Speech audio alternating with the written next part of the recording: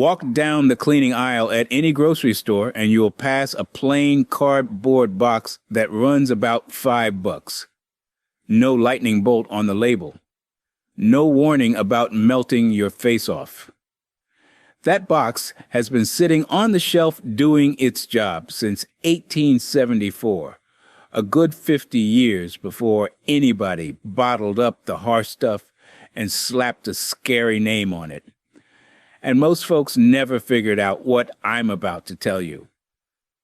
1 cup of what's in that box will chew through the grease clog in your kitchen sink just as well as the $20 jug of chemicals sitting right next to it.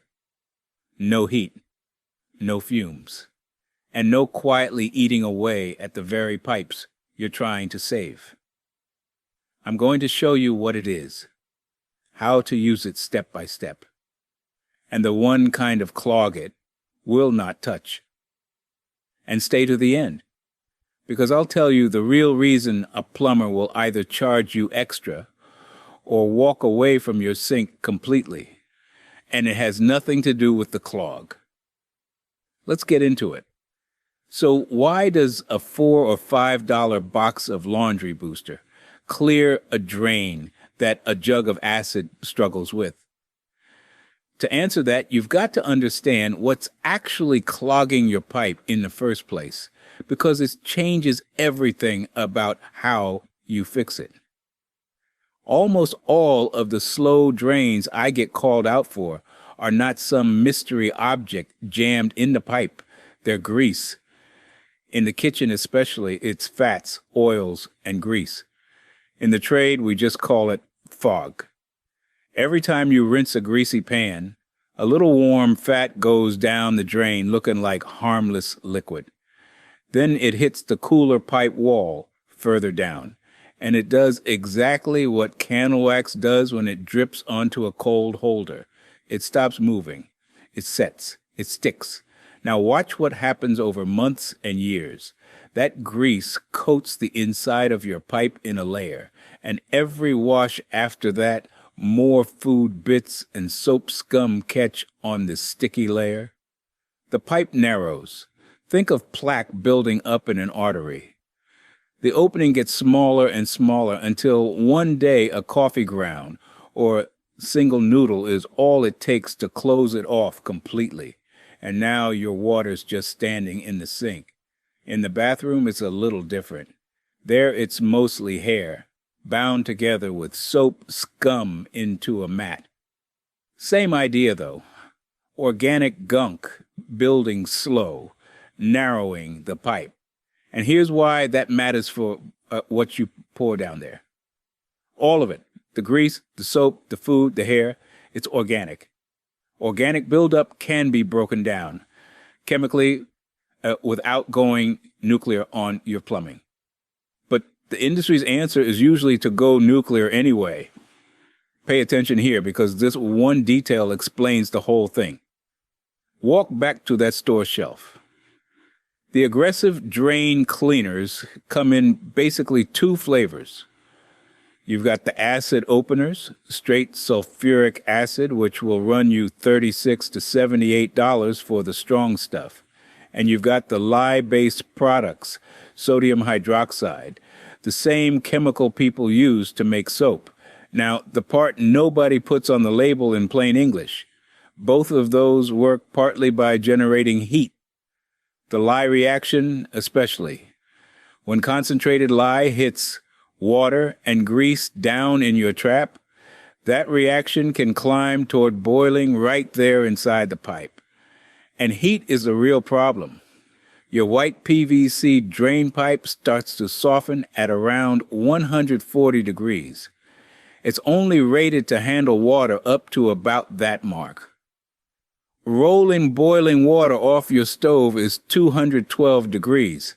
So a reaction cooking away near boiling, sitting in a thin plastic trap, can soften the joints, warp the tubing, and on older galvanized or chrome pipe, it pits the metal. The acid stuff is even worse on metal. It attacks it directly. And think about this for a second. What happens when that harsh cleaner doesn't work? Because plenty of times it doesn't fully clear the clog. Now you've got a sink full of standing water with a jug of acid or lye dissolved into it, just sitting there, waiting. That's a caustic soup, and it's dangerous. Hold that thought, because it comes back at the end, and it's the whole reason for that payoff, I promised you. And if that sounds bad, wait until you hear who it burns. So, let's talk about the box. What's inside is sodium carbonate. On the shelf, it's sold as washing soda or super washing soda, right there with the laundry stuff. Do not confuse it with baking soda. Baking soda is sodium bicarbonate, and it's much weaker. That vinegar and baking soda fizzy trick everybody loves does almost nothing for a real clog. Washing soda is the stronger cousin. Here's the piece almost nobody gets right about why it works. It's actually the same reason lye works, just gentler. Washing soda is alkaline, not violently so, but enough. When that alkaline solution sits against a grease clog, it does something called saponification. That's a fancy old word for a simple thing. It literally turns the fat into soap. The grease stops being a sticky, water-repelling plug and becomes soap, which dissolves in water and rinses away. It's the same chemistry soap makers have used for centuries. We're just running it on the clog to ungunk your pipe. And this is the beautiful part. It gets that done at a strength that's plenty for grease, but nowhere near as harsh as lye. It doesn't generate that violent boiling heat. It doesn't attack your metal pipes the way acid does. It's listed as safe for septic tanks, which tells you right away it's not scorched earth chemistry. It's been the standard of purity in that box since the 1800s for a reason. Let me put the money side by side, because that's really the story here. That box is about $4 to $5, and it gives you the better part of a dozen treatments. Call it 50 cents a pop. The jug of branded chemical next to it runs anywhere from about $5 for a small bottle up past 20 for the big value size, and it's a 1 or 2 use jug. And if you skip both and call somebody out, a kitchen grease clog runs $150 to $300 for the visit. More if they have to bring in the heavy equipment. 50 cents versus $20 versus 300. That's the whole game. And the 50-cent option is the one that's gentlest on your house. Before I walk you through actually using it, quick word. Everything I just laid out, the difference between a cheap fix that truly works and a cheap patch that only hides the problem, that's the spine of my book, 100 Old House Fixes That Save You Thousands. It also arms you with the smarter questions to ask a contractor so nobody sells you work you don't need. The link is in the description, and there's a QR code on your screen. All right. Here's exactly how you run this. 5 steps, and none of them are hard. Number 1, bail out the standing water. If your sink is full and not draining, get most of that water out first with a cup or a small container. You want the washing soda landing down on the clog, not diluting into a full basin. A little water left in there is fine. You just don't want a full sink. Number 2, pour 1 cup of washing soda straight down the drain. 1 cup. If it's a double sink, do the side that's clogged. Let it settle down into the pipe. Number 3, follow it with about 1/4 of the hottest water from your tap. Hot tap water. Not boiling water off the stove. And I mean this. Do not pour rolling boiling water down a PVC drain or into a porcelain fixture. Remember that 140-degree softening point I mentioned. Boiling water is 212.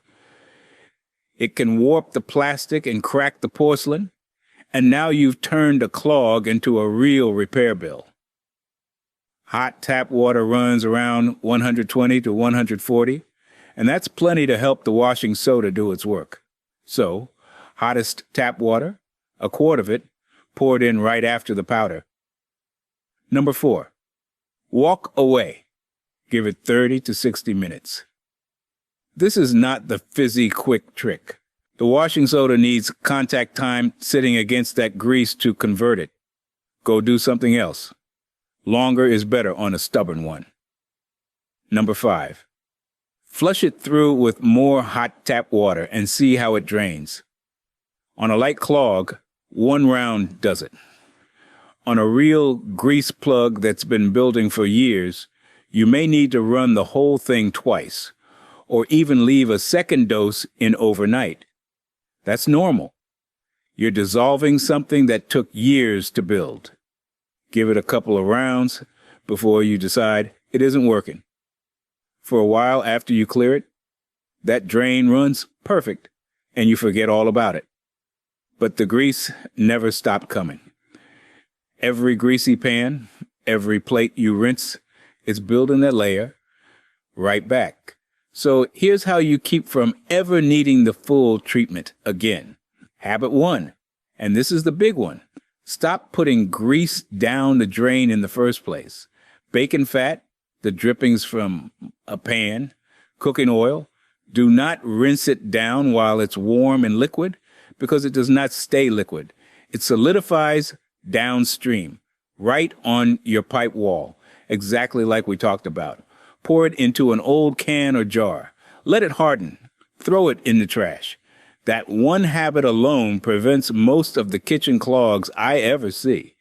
Habit 2, once a month, before things ever get slow, run a maintenance dose. Half a cup of washing soda, a quart of hot tap water, let it sit 20 minutes, flush. You're not clearing a clog, you're stopping one from forming. Scrubbing the walls clean before the buildup ever narrows the pipe. Cheap insurance. Habit 3, catch the hair in the bathroom before it goes down. A $2 mesh strainer over the shower and sink drains stops those mats from ever forming. You empty it into the trash. That's it. I have watched people spend $300 on a hair clog that a $2 screen would have prevented completely. Do those 3 things, and that box of washing soda lasts you a year and mostly just sits under the sink as backup. There's one detail about what this stuff can and can't do that. If you skip it, we'll have you standing over a sink that won't clear, wondering what went wrong. So let's get it straight, because using the right fix on the wrong problem just wastes your afternoon. Washing soda destroys organic clogs. Grease, soap scum, food sludge, the hair and slime mats. That's the stuff it converts and rinses away. What it will not do is dissolve an object. If your kid dropped a toy down there, if a bottle cap or a chunk of something solid is wedged in the pipe, if a wipe went down, washing soda is not going to make that disappear. No chemical really will, not safely. That's a physical blockage, and it needs a physical fix, a snake or pulling the trap. So if you've run 2 full rounds and it hasn't budged at all, stop pouring. You're probably dealing with an object, not grease. And this next part is important. This is a drain fix. It is not a toilet fix. A toilet clogs by completely different physics. It's usually the trap built into the toilet itself, blocked by paper or something that never should have gone down. And the fix there is a flange plunger or a toilet auger, not chemistry. Do not dump washing soda in the toilet expecting a miracle. Wrong tool for the job. Now the safety lines, and these ones matter. Never mix washing soda with anything else. Do not pour it in on top of vinegar. Do not mix it with bleach. And this is the big one. Never pour it down a drain that already has a commercial chemical cleaner sitting in it. You do not know what you're creating when you start combining chemistry down a pipe you can't see. If somebody already poured Drano or an acid cleaner in there and it's standing, that drain is now a hazard, and washing soda is not the answer for it. One more. Keep it off aluminum. Washing soda is alkaline, and alkaline chemistry reacts with aluminum.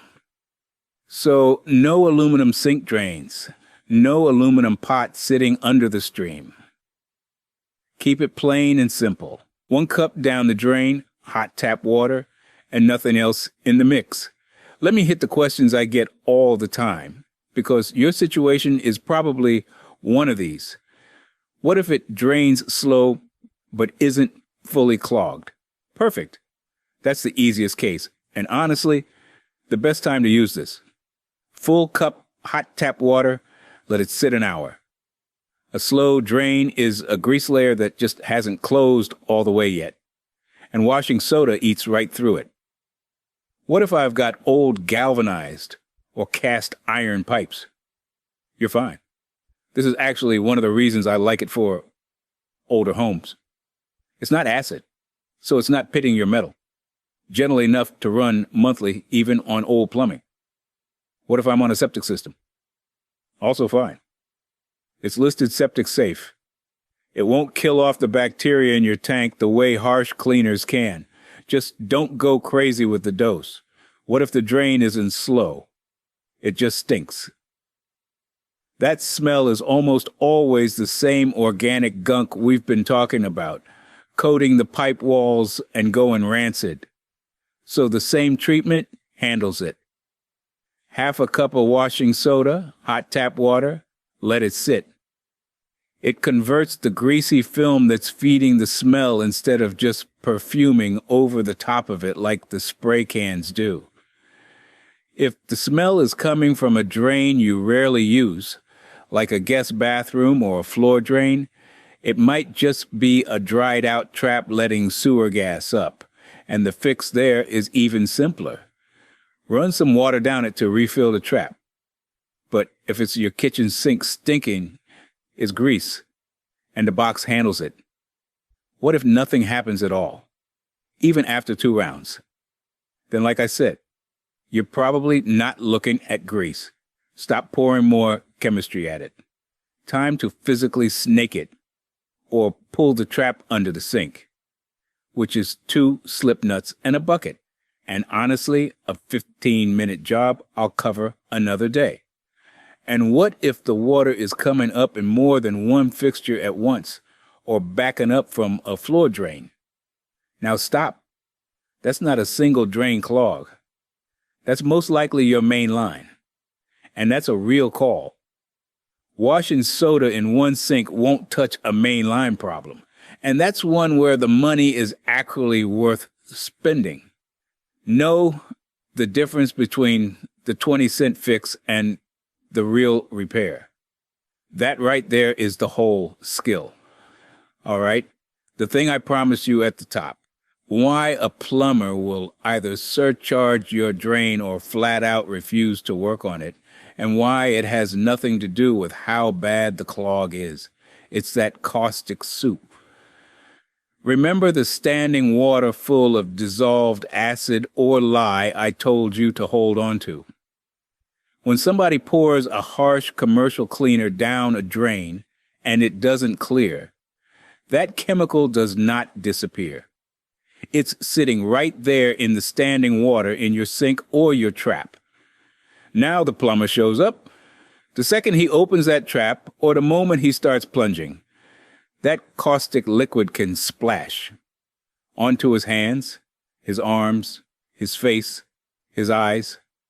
A lot of us carry the scars to prove it. So plenty of plumbers will ask you flat out, did you pour anything down there? And if the answer is yes, they'll either add a hazard surcharge, make you wait until it's flushed and diluted, or just decline the job. Think about what that tells you. The expensive chemical isn't just harder on your pipes. It can turn a simple job into a bigger, more dangerous, more expensive one. And sometimes it means nobody wants to help you at all. The gentle box does the same work. And if it ever fails, all you've got in the water is a cup of laundry booster, not a hazard. That is the real reason the cheap old fix beats the expensive new one. It was never really about the clog. So keep that $5 box under the sink and save the pricey calls for the jobs that truly need one. Everything like this, the fixes that spare you overpriced service calls and help you catch a small leak before it ruins a floor or a cabinet, is all in my book, 100 Old House Fixes That Save You Thousands. The link and a QR code are on your screen. And for a new old house fix every week, subscribe to Roger the Pipe Guy. So step back a second, because this is bigger than one box of soda. It was never really washing soda versus a jug of chemicals. It's prevention versus panic. And there's no money in prevention. So nobody's going to run an ad telling you a $5 box beats the pros and treats your pipes better while it's at it. But now you know. Keep it under the sink, run it once a month, and let the other guy pay $300. I'm Roger. Keep that money in your pocket, and I'll see you on the next one.